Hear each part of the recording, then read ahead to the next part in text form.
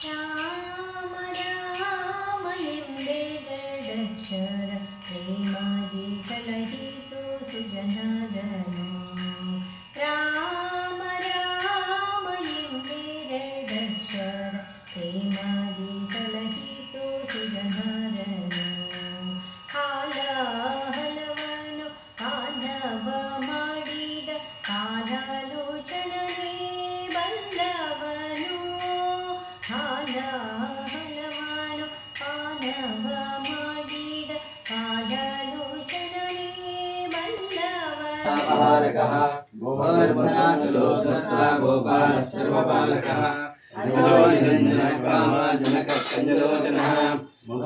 ಮಧುರಾನಾಥೋ ದ್ವಾರಕಾ ನಾಯಕೋ ಬಲಿ ಸಾನೂರ ಮಲ್ಲಯುದ್ಧ ವಿಶಾರದ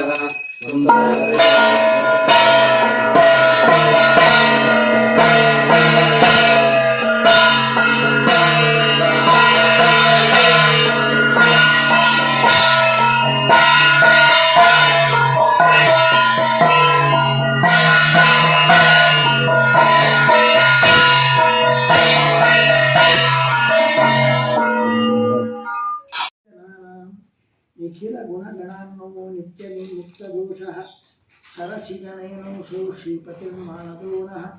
ವ್ಯಾಸಾಯ ಭವನಾಶಾಯ ಶ್ರೀಶಾಯ ಗುಣರಾಜಿಗೆ ಗದ್ಯಾಯ ಶುದ್ಧವಿದ್ಯಾಯ ಮಧ್ವಾಯ ಚ ನಮೋ ನಮಃ.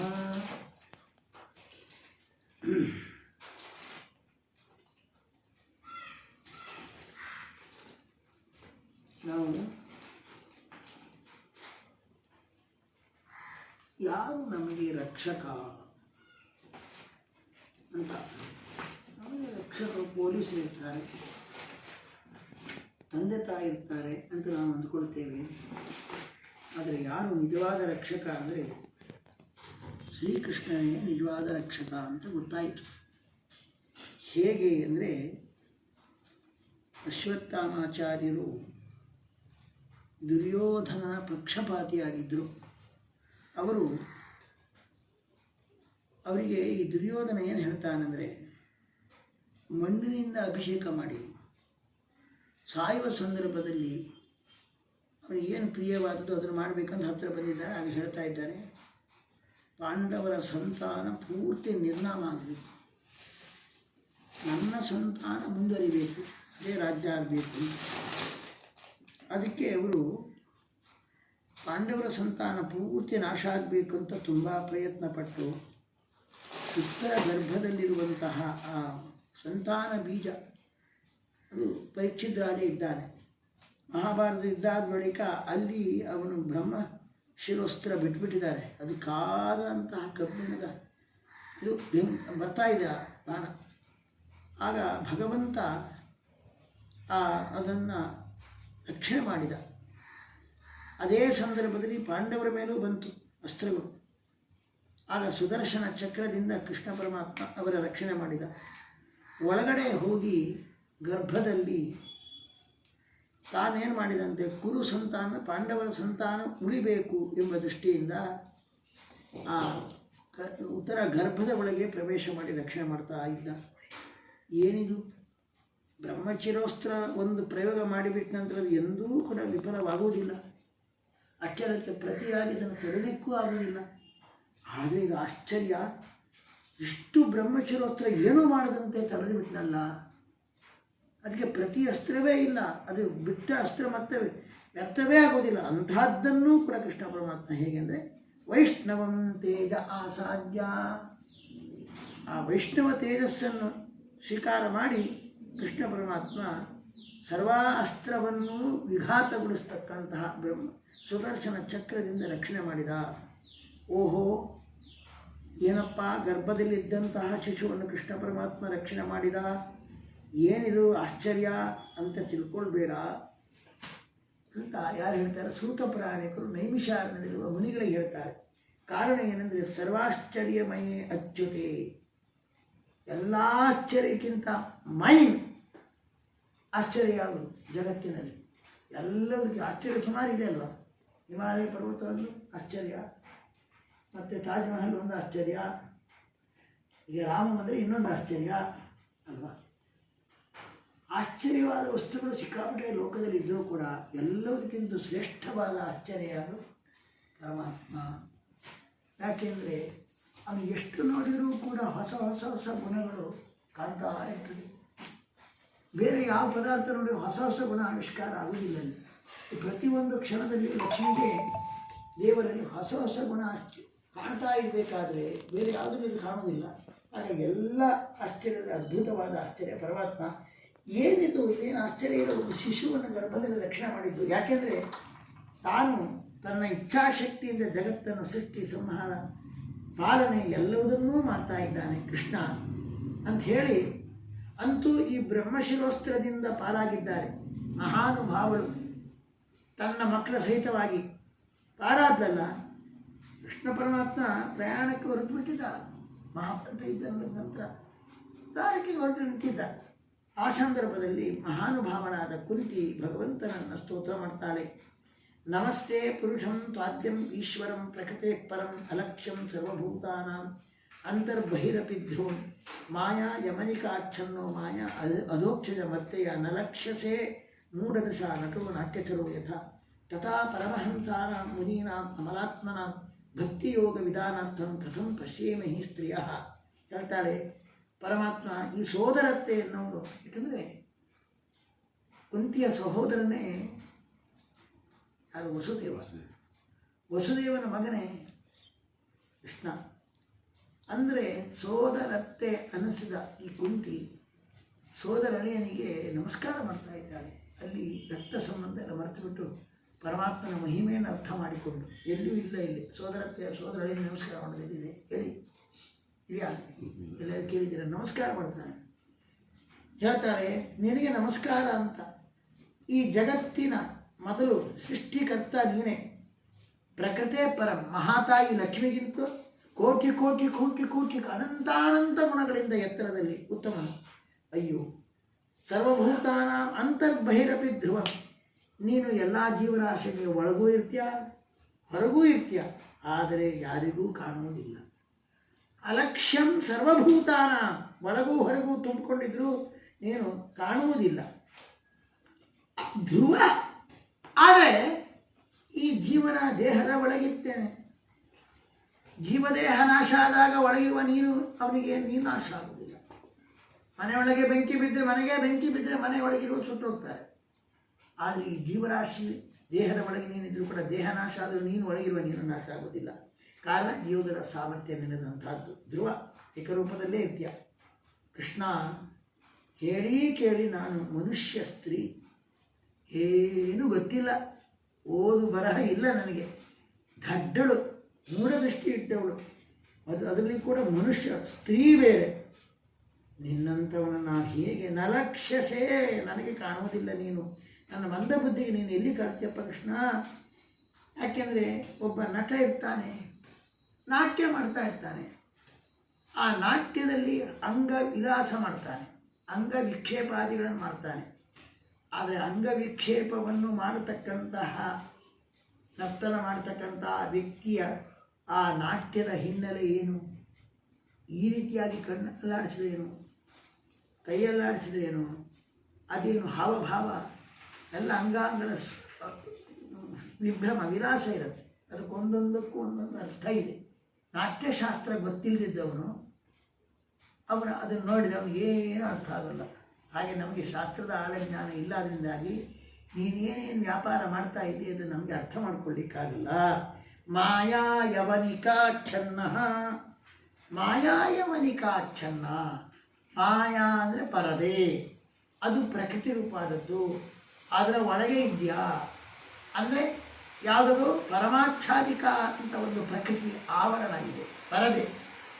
ಹಾಗಾಗಿ ಪರದೆ ಒಳಗಿರುವ ನೀನು ನನಗೆ ಕಾಣುವುದಿಲ್ಲ. ಇದಕ್ಕೆ ಹೆಸರೇ ಅಧೋಕ್ಷಜ ಅಂತ. ಇಂದ್ರಿಯದಿಂದ ಬರ್ತಕ್ಕಂತಹ ಜ್ಞಾನಕ್ಕೆ ನೀನು ಗೋಚರನೇ ಅಲ್ಲ, ಅದಕ್ಕೆ ಗೋಚರನಾಗುವುದಿಲ್ಲ ನೀನು.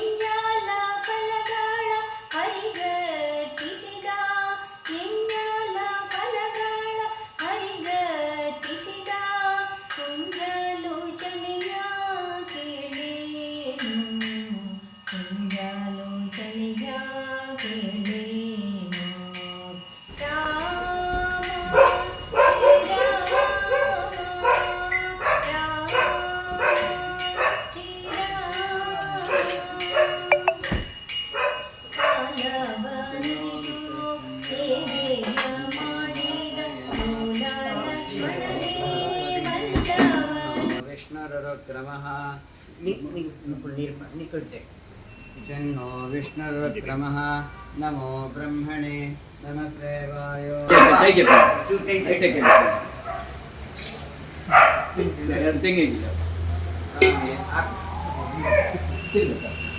स्वामी वदिष्यामि वदिष्यामि दृश्यं वदिष्यामि तन्मामवतो तत्पट् नारायण तद्वक्तारमवतो भवतु माम् अवतु ॐ शान्ति शान्ति शान्तिः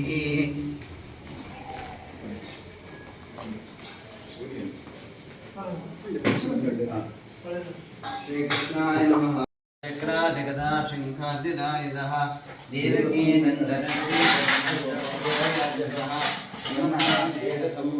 बलबद्धप्रियाजः पूतना जीविताहारी शकटासुरभञ्जनः नन्दव्रजजनानन्दे सच्चिदानन्दविग्रह नवनीतविलिप्ताङ्गो नवनीतनटो नगः नवनीतनवाहारो मुचुकुन्दप्रसादकः षोडशस्तिसहस्रेश श्रीभङ्गी मधुराकृतिः शुकवागोविन्दो क्षुदानपतिः उत्सवाटचरो नन्दो देवकासुरभञ्जनः तृणीकृत्य तृणावर्तो यमरार्जुनसञ्जनः उत्तालोत्तालवेत्ता च तमालश्यामलाकृतिः गोपगोपीश्वरो योगी कोटिसूर्यसमप्रभः इलापति परञ्ज्योतिर्यादवेन्द्रो यदुर्वः वनमाली पीतवासा पारिजातपहारकः गोवर्धनाचुरोद्धर्ता गोपालः सर्वपालकः अजो निरञ्जनः कामः जनकः कञ्जलोचनः कण्ठनाथो द्वारका ये परापणा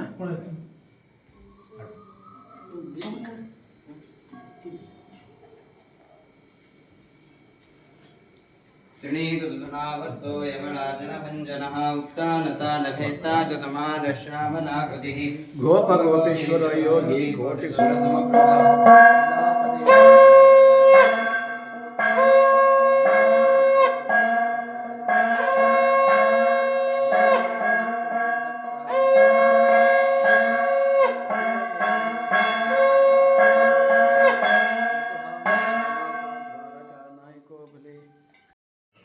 ಕೃಷ್ಣ ಅಂದರೆ ನಮ್ಮ ಅವನು ನೀಲಮೇಘ ಶ್ಯಾಮ ಕೃಷ್ಣ ಮೇಘ ಕೃಪಾದೃಷ್ಟಿ ವಿಷ್ಣ ಪುಷ್ಣಾತು ಮಾಮಹಿ ಅಂತ ಹೇಳಿ ಹಾಗೆ ಕೃಷ್ಣ ಕಪ್ಪು ಮೋಡದ ಬಣ್ಣವನ್ನು ತೊಟ್ಟಿದ್ದಾನೆ.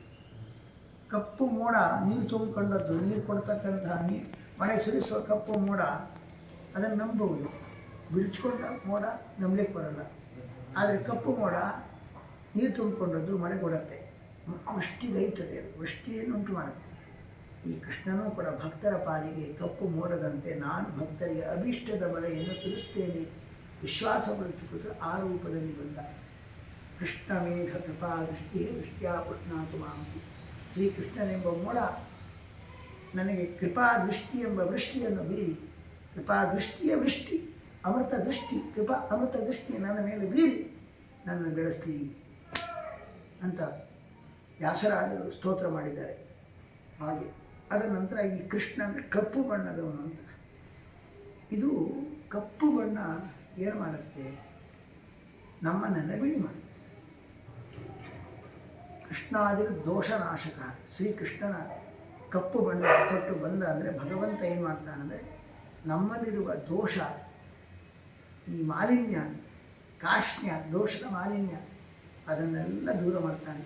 ಮಧ್ವಾಚಾರ್ಯರು ಕೃಷ್ಣ ರೂಪ ತೊಟ್ಟು ಬಂದರಂದರೆ ಕಲಿಯುಗದಲ್ಲಿ ಭಕ್ತರ ದೋಷವನ್ನೆಲ್ಲ ನಾಶ ಮಾಡಲಿಕ್ಕೋಸ್ಕರ ಬಂದಿದ್ದಾನೆ. ಅಂಥ ಕೃಷ್ಣನನ್ನು ಉಡುಪಿಯಲ್ಲಿ ಪ್ರತಿಷ್ಠೆ ಮಾಡಿ ಶ್ರೀಮನ್ ಮಧ್ವಾಚಾರ್ಯರು ಸಿದ್ಧಿ ಉಗ್ರ ಮುಖ ದೋಷ ದೇಶದ ಭಕ್ತರ ಸಿದ್ಧಿಗೆ ಪ್ರತಿಬಂಧಕವಾದಂತಹ ಕಾರ್ಯಸಿದ್ಧಿಗೆ, ಒಳ್ಳೊಳ್ಳೆ ಕಾರ್ಯಸಿದ್ಧಿಗೆ ಪ್ರತಿಬಂಧಕವಾದ ದೋಷ, ಪಾಪ, ಅಜ್ಞಾನ, ದುಃಖ, ದಾರಿದ್ರ್ಯ ಎಲ್ಲ ದೋಷಗಳಿಗೆ ಪರಿಹಾರೋಪಾಯ ಕೃಷ್ಣ. ಅದಕ್ಕೋಸ್ಕರ ಈ ಕೃಷ್ಣನನ್ನು ಉಡುಪಿಯಲ್ಲಿ ಬಂದು ನೋಡಿ ಕೃಷ್ಣನ ಅನುಗ್ರಹದಿಂದ ಎಲ್ಲ ದೋಷವನ್ನು ದಾಟಿ ಅವಿಷ್ಟವನ್ನು ಪಡೆಯಲಿ ಎಂಬ ಕೃಪೆಯಿಂದ ಮಧ್ವಾಚಾರ್ಯರು ಹಾಗೆ ಕೃಷ್ಣನ ಪ್ರತಿಷ್ಠೆ ಮಾಡಿದ್ದಾರಂತೆ.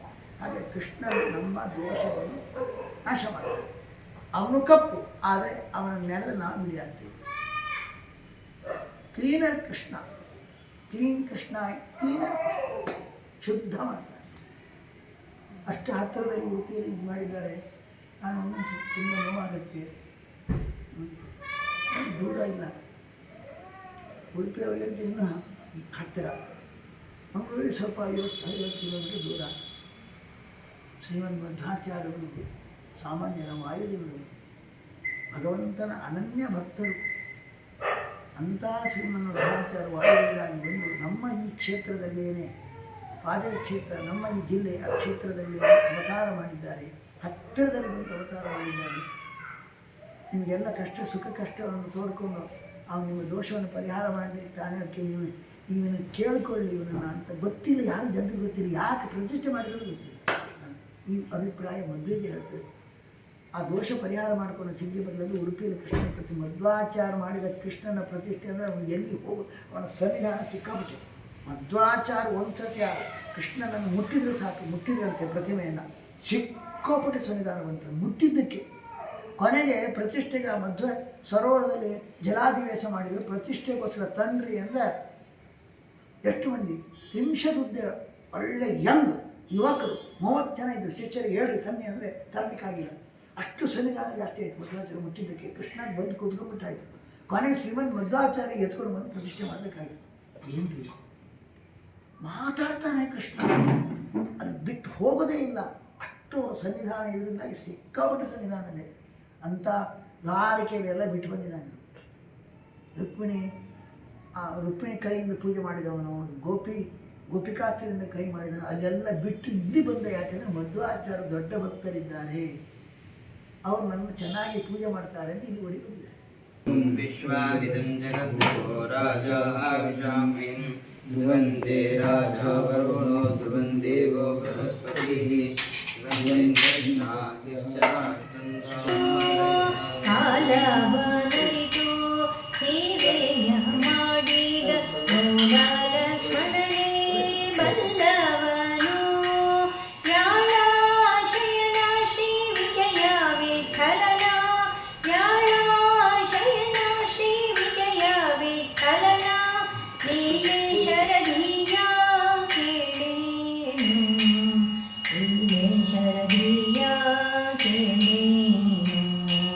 ರಾಮ ಶ್ರೀರಾಮ, ರಾಮ ಶ್ರೀರಾಮ, ರಾಮ ರಾಮ ಎಂಬೆರಡಕ್ಷರ ಪ್ರೇಮದಿ ಸಲಹಿತು ಸುಜನರನು, ಪ್ರೇಮದಿ ಸಲಹಿತು ಸುಜನರನು, ಪ್ರೇಮದಿ ಸಲಹಿತು.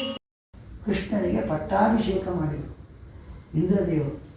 ಹಾಗಾದರೆ ಗೋ ಅಂದರೆ ಇನ್ನೊಂದು ಅರ್ಥ ಏನು, ನೀರು ಅಂತ ಅರ್ಥ. ಅದು ಅಭಿಷೇಕದ ಜಲ, ಇಂದ್ರದೇವರು ಮಾಡಿದ ಅಭಿಷೇಕದ ಜಲವನ್ನು ಭಗವಂತ ವಿಂದತೆ. ಗೋ ಅಂದರೆ ನೀರು, ಅಭಿಷೇಕದ ಜಲ, ಇಂದ್ರದೇವರು ಮಾಡಿದ್ದು ಅಭಿಷೇಕದ ಜಲ, ಅದನ್ನು ಹೊಂದಿದವನು. ಹಾಗಾಗಿ ಇಂದ್ರದೇವರಿಂದ ಅಭಿಷಿಕ್ತನಾದ, ಇಂದ್ರದೇವರಿಂದ ಸ್ತುತನಾದ, ಇಂದ್ರದೇವರ ಕಣ್ಣನ್ನು ಹೊಂದಿದ. ಅಂದರೆ 7 ವರ್ಷದ ಹುಡುಗ 7 ದಿನಗಳ ಆ ಬೆಟ್ಟವನ್ನು ಎತ್ತುವುದಂದ್ರೆ ಆಶ್ಚರ್ಯಚಕಿತವಾದ ಅರಳಿದ ಕಣ್ಣಿನಿಂದ, 1000 ಕಣ್ಣಿದೆ, ಆ ಅರಳಿದ ಕಣ್ಣನ್ನು ನೋಡಿಬಿಟ್ಟಂತೆ. ಹಾಗಾಗಿ ಇಂದ್ರದೇವರ 1000 ಕಣ್ಣನ್ನು ತನ್ನ ಅದ್ಭುತವಾದ ಗೋವರ್ಧನ ಗಿರಿಯನ್ನು ಎತ್ತಿರಬೇಕ ಅಟ್ರಾಕ್ಷನ್, 1000 ಕಣ್ಣನ್ನು ಸೆಳೆದು ಬಿಟ್ಟ. ಸಂಸ್ಕೃತದಲ್ಲಿ ಗೋ ಅಂದರೆ ಇನ್ನೊಂದು ಅರ್ಥ ನೇತ್ರ, 1000 ನೇತ್ರವನ್ನು ಹೊಂದಿದವನಂದರೆ ತನ್ನತ್ತ ಸೆಳೆದವನು. ಇಂದ್ರನಿಗೆ ಒಳಗಣ್ಣು ಕೊಟ್ಟ.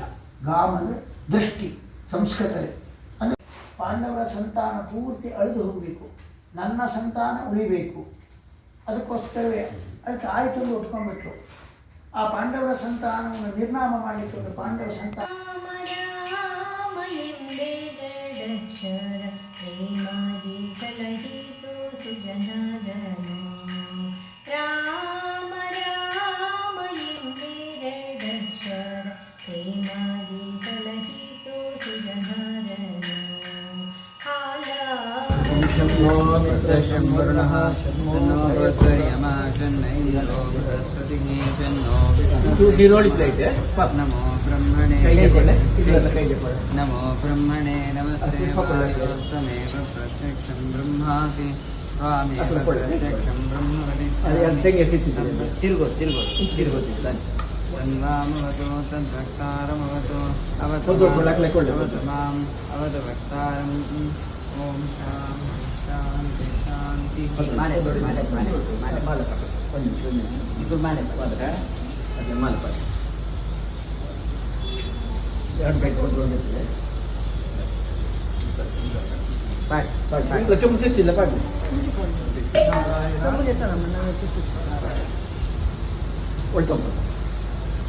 ಅದರಲ್ಲಿ ಬಹಳ ವಿಸ್ತಾರವಾಗಿ ಹೇಳುವುದಕ್ಕಿಂತ ಮೊದಲು ಸಂಕ್ಷಿಪ್ತವಾಗಿ ನವಮಸ್ಕಂದದಲ್ಲಿ ಆ ಕೃಷ್ಣನ ಚರಿತ್ರೆಯನ್ನು ಸಂಕ್ಷಿಪ್ತವಾಗಿ ಹೇಳ್ತಾ ವಸುದೇವರಿಗೆ 8ನೇ ಮಗನಾಗಿ ಭಗವಂತ ಅವತರಿಸಿದ ಅಷ್ಟಮಸ್ತು ತಯೋರಾಸಿ ಸ್ವಯಮೇವ ಹರಿಶ್ಚಿರ. ಭಗವಂತ ಸ್ವಯಮೇವ ಹರಿಶ್ಚಿರ ಸಾಕ್ಷಾತ್ ಭಗವಂತನೇ ಭೂಭಾರವನ್ನು ಹರಣ ಮಾಡಲಿಕ್ಕೋಸ್ಕರ ಭಕ್ತರ ಪಾಪವನ್ನೆಲ್ಲ ತನ್ನ ಕೀರ್ತಿ ಅಮೃತ ಕೀರ್ತಿಯನ್ನು ಆಲಿಸುವ ಎಲ್ಲ ಪಾಪವನ್ನು ಪರಿಹಾರ ಮಾಡಲಿಕ್ಕೋಸ್ಕರ ಭೂಮಿಯ ಭಾರವನ್ನು ಹರಣ ಮಾಡಲಿಕ್ಕೋಸ್ಕರ ನಾನಾ ಥರದ ವಿಹರಣ ಜನರಿಗೆ ಭಕ್ತರಿಗೆ ಆನಂದದಾಯಕವಾದ ವಿಹರತೀತಿ ಹರಿ ಮಾಡಲಿಕ್ಕೋಸ್ಕರವೇ ಕೃಷ್ಣ ಅವತಾರ ಮಾಡಿದ. ಹಾಗೆ ಅವ್ಯವಹರತೀತಿ ಹರಿ ತುಂಬ ಅರ್ಥ ಉಂಟು. ಹರಿ ಶಬ್ದದಲ್ಲಿ ಇಡೀ ಕೃಷ್ಣಾವತಾರದ ಇದೇ ಇದೆ. ಮೊದಲು ಏನು ಮಾಡಿದ, ತನ್ನ ಮಧುರವಾದಂತಹ ಲೀಲೆಯಿಂದ ಎಲ್ಲರ ಮನಸ್ಸನ್ನು ಹರಣ ಮಾಡ್ತಾನೆ. ಅದಕ್ಕೆ ಅವನು ಹರಿ. ತನ್ನ ತೋಳ್ಬಲದಿಂದ ಭೂಮಿಯ ಭಾರವನ್ನೆಲ್ಲ ಹರಣ ಮಾಡ್ತಾನೆ. ಆದ್ದರಿಂದಾಗಿ ಹರಿ. ಭಕ್ತರಿಗೆ ಗೋಪಿಕಾಸ್ತ್ರೀಯರು ಗೋಪರಿಗೆ ಬೇರೆ ಎಲ್ಲ ಭಕ್ತರಿಗೆ ತನ್ನ ವಿಶಿಷ್ಟವಾದಂತಹ ಲೀಲಾ ವಿಹಾರವನ್ನು ಮಾಡಿ ಮನಸ್ಸನ್ನು ಹರಣ ಮಾಡಿದಂತ ಹೇಳಿ ಆಯಿತು. ಅವ್ಯವಹರತೀತಿ ಹರಿ. ಎಲ್ಲ ಗೊಲ್ಲ ಸ್ತ್ರೀಯರ ಮನೆಗೆ ಹೋಗಿ ನವನೀತವನ್ನು ಅವ್ಯವಹರತಿ, ಮೊದಲು ಹರತಿ ಶೌರ್ಯ ಮಾಡ್ತಾನೆ, ಆದ ನಂತರ ಅವ್ಯವಹರತಿ ಅಂದರೆ ತಿಂತಾನೆ. ಆದ್ದರಿಂದಾಗಿ ಹರಿ. ಹೀಗೆ ತಾಂಡವ ಮಾಡಿದ ಕಾಲಾಲೋಚನವೇ